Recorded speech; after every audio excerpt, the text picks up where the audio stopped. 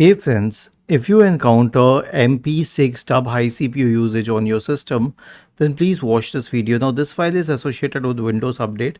So the correct method to fix it would be to let Windows Update run completely and do its job.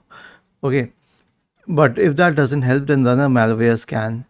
Search for Windows Security in the Windows search bar and open Windows Security. Go to the Virus and Threat Protection tab. Click on Scan option, select Full Scan and then click on Scan Now. The last solution is a clean boot. So search for System Configuration in the Windows search bar and open System Configuration. Go to the Services tab. Check the box associated with Hide all Microsoft services. If any other service is checked, click on Disable All, Apply, OK, and then restart your system.